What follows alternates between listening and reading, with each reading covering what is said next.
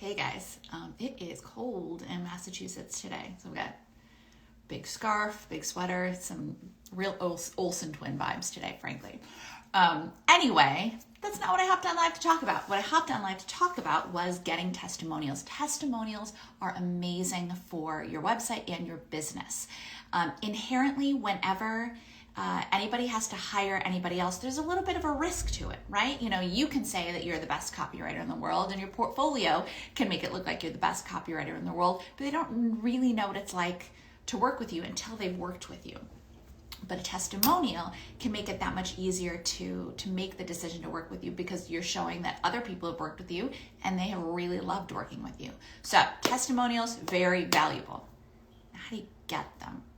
Well, it's actually pretty easy. Once you've had a good project with the client, once you've finished it up, and once they're like, this is fantastic, thank you so much, send over your invoice, obviously send over your invoice, and then shoot them over an email and said, I'm so thrilled with this, that you're happy with this project. I'm so happy with it too. Not these exact words. You know I'm not an extemporaneous copywriter, but something along the lines of, I'm so thrilled you are happy with this project. I really enjoyed working on it too. If you have a few minutes, would you mind writing a testimonial that I can put on my website that will help people understand what it's like to work with me?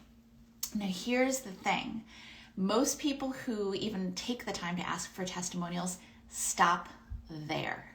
And the problem is your clients are not writers.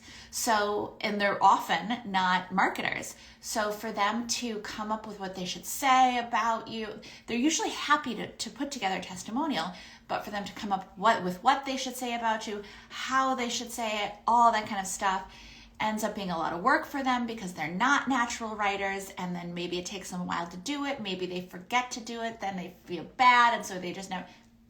Make it easy for your clients.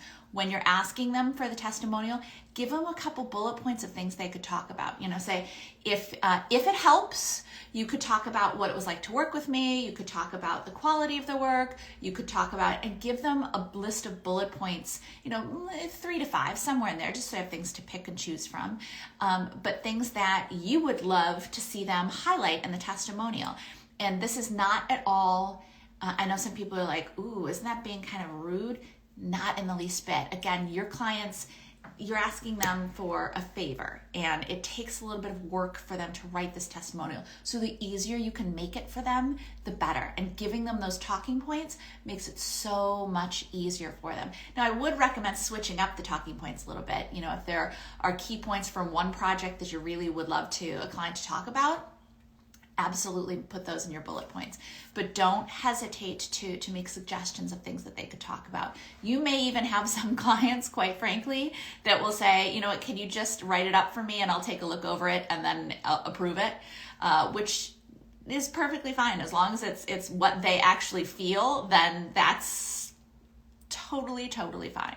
But basically, don't hesitate to ask for testimonials and make it as easy for your clients as possible. That's the key. If it takes the work in any way, shape, or form, or basically work that's going to take more than 5 minutes, the chances of you getting a testimonial decrease exponentially. So make it easy for them by giving them talking points. One more thing I want to mention before I hop off.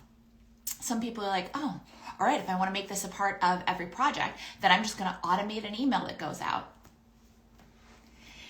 No, you're asking your clients for a favor. So automating asking for a favor is just not a good way to go. On top of the fact that, like I said, you're probably going to want to talk about some of those or change up some of those talking points, change up some of those bullet points so that it's specific to that project.